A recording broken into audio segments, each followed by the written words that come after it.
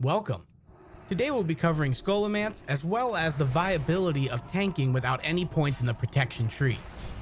Currently for phase 2, I am spec'd as a Shakadin, using this 31-0-20 build. And the reason for this is because currently running dungeons is not as popular to do with all the ganking that's going on right now.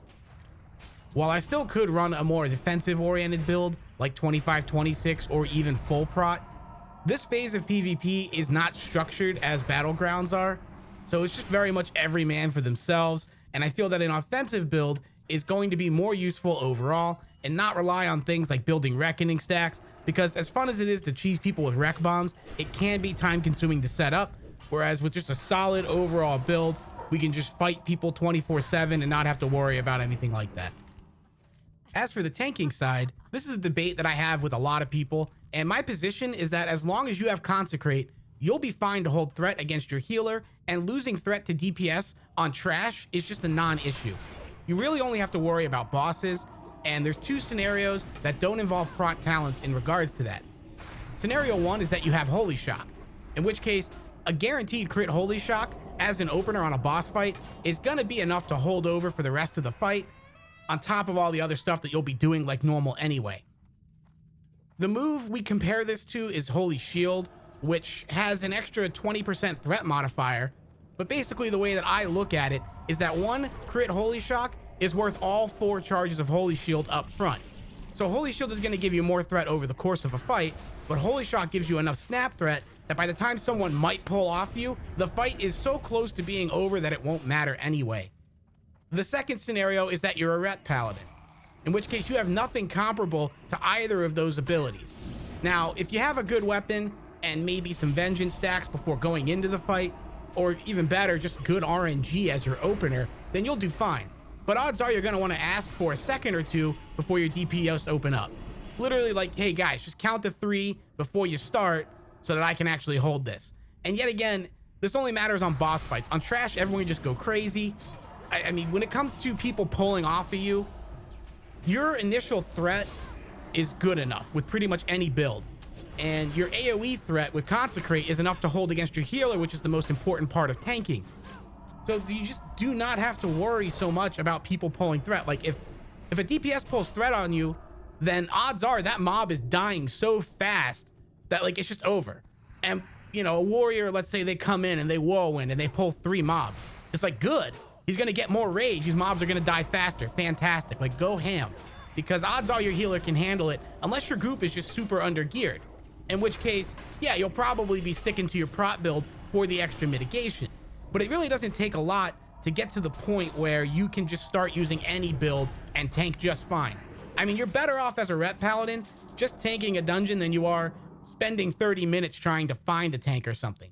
Especially if you just have basically Lightforge. Any sort of like Paladin plate gear is gonna be enough. Lightforge is the entry level for this. If you're wearing that, you can do anything you want, but obviously some tier gear would be even better. Like in this video, I'm wearing 4 pieces of tier 1. I currently now have 5-piece tier 1, 2-piece T2, which is pretty standard for people that have been playing as long as I have, like raiding this whole time. I mean, but if you go into a raid 2-3 weeks, you should probably have at least a piece of tier. I mean, you should have something to work with. And if you're even luckier than I am and you have some good weapons, I mean, you can't go wrong. Anyway, enough about that. Let's get into the actual dungeon. So far, most of these pulls are pretty straightforward. The only real thing to deal with is the tutors who silence. As long as you can nuke them down, which in most groups you can, it's not an issue. In this particular run, we're actually carrying a level 52, and that's why I have to pull extra groups than I normally would. And also sometimes, if I don't have the burst and no one else is fast enough, the tutors don't go down quick enough, which can get a little messy, as you're about to see on this pull.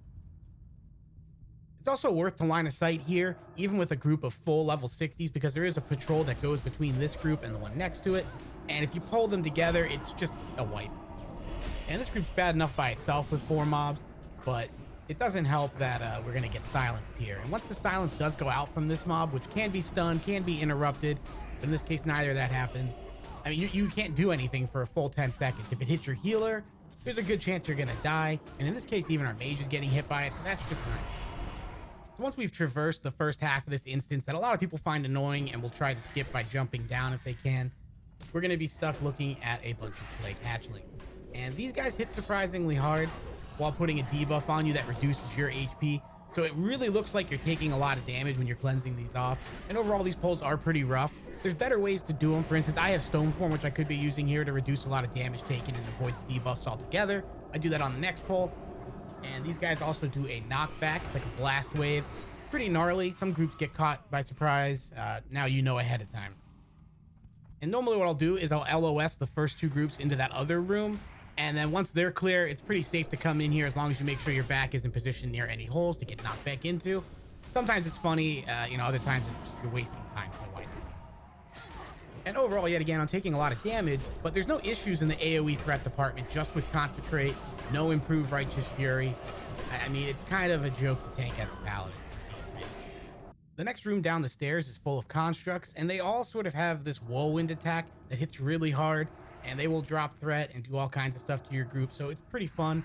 Like if there's a melee nearby, they'll turn and just smack them in the face even when you have threat. It's very interesting. Now, this boss in particular, you want to try and avoid pulling the second construct, but I almost never can do it. Like they were pretty far apart, and I still got it. I have not mastered that pull. Definitely a tricky one. You can see because of that, everything's just a mess now. Amazing. Sadly, as a paladin, you don't have a lot of recourse here because you don't have taunt. So your best bet is to try and keep threat on the ad, which in this case I was not able to do because our damage is just all split up and the boss is hitting our healer, which I'm trying to focus on as well. I want to try and heal her so she doesn't die.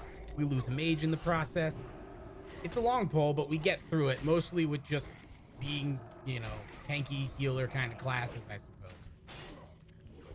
And I decided to leave this clip in here because I guess it's like, this is probably one of the worst case scenario pulls that I've ever encountered. Like it normally is never this bad. Even when you pull both, you can usually do it right. I just happened to completely whiff it here.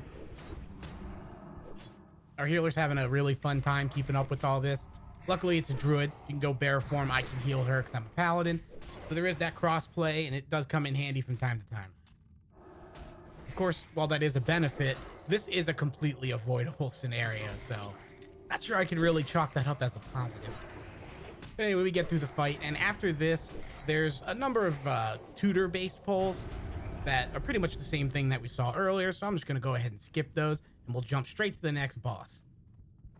The Frostweaver is a pretty easy fight. He has three main mechanics to look out for. The first is that he does a knockback, so I like to position myself against pretty much any wall that's nearby when you're pulling. He has a fear that he's casting right there. You can stun him, as I did, and you can use that to interrupt any of his abilities, or in this case, I'm just using it to do more damage with Seal of Command. Aside from that, the only other thing left is that he will cast Freeze, which will turn you into an ice block for about 10 seconds, and it can be interrupted. Overall, it's a pretty easy fight as long as you have your positioning in place. If you're like in the middle of the room or something getting knocked around, it can get pretty messy. After him, it's a straight shot to the end boss room, which has 6 separate mini boss rooms. Now, for this particular pull that I'm doing, you really can't do this pull unless you have a mage with an AoE slow, in Blizzard in particular.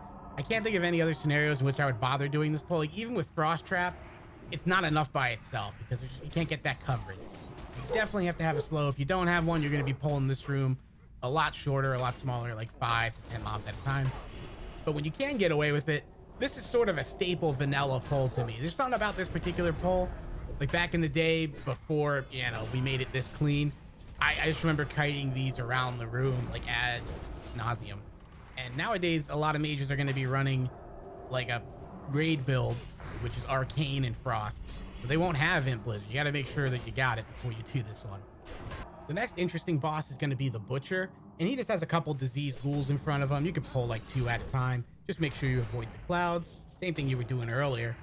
And the real thing with this guy is that he's going to kind of expose the weakness that paladin tanks have, which is once you lose threat on him, you're totally screwed. You can see I have a really strong opener here. Crit Holy Shock. I even get a pretty nice Seal of Command proc here. And I'm plenty of damage. There should be no issue here. But in 2 seconds, you just go straight to my healer. And that's it. I never get him back. Like now I just have to heal my heal. Until I think the very end of the fight, I get him back. But it's just gross. Yet again, if Rattlegore wasn't bad enough, this guy's like twice as worse because he just trucks your healer, especially if they're not a bear. Of course, I could use Bop here, but I decided to just try and heal through it because I think that's more fun. And most groups should be able to like just purely outgear this guy. But I can imagine with an undergeared group that might be a bit of a group killer. And continuing the circle from left to right on the top side here, this next boss has some pretty interesting adds. You can also LOS using these little balconies, which is kind of neat. And the occultists, once they get up to about 20% HP, will turn into a dark shade, which is an interesting mob because I believe that the first spell they're hit by, they become immune to, that damage type. And I'm not 100% sure if that's the case. If any of you know, let me know down below. But I believe that's how it works. Just keep that in mind if for some reason your group is struggling to finish these guys off. As for the mini boss herself, she is stunnable, and she will try to cast a number of heals. That's pretty much the whole fight. As long as you have at least one interrupt and a stun, you should be able to get through it just fine. Some groups can even just purely DPS straight through all of her heals without even caring. But for this particular fight, I'm actually more interested in looking at the threat meter over on the bottom right here. You see, I have a really good start with Holy Shock and everything. And just now, people are kind of starting to catch up to me. But it doesn't really matter because look how low she's getting. And every time someone pulls ahead of me and almost pulls aggro, it's like she's just so close to dead, it doesn't matter. And this is actually an abnormally long fight because I was able to use Holy Shock twice, so that's pretty rare. But yet again, we are carrying level 52. So after that room, you jump straight down. You're going to be greeted by these splintered skeletons. And all that they do, as you may have guessed, is they drop aggro. So just another great time to not have taunt as a paladin. Really, really good game design there. And the boss itself here is a joke, so I'm not even going to show this particular boss because there's just nothing of interest to talk about. He does do like a knockback, but whatever. And actually, the room across from this one also doesn't have a lot going on. You just pull like 1 to 2 mobs at a time. You kill the boss, she's pretty easy. The interesting thing here is that there is a guaranteed skin of shadow in this corner. So if you're doing what I was doing and trying to get your 8 spell damage healing enchant, that's a good way to go about it.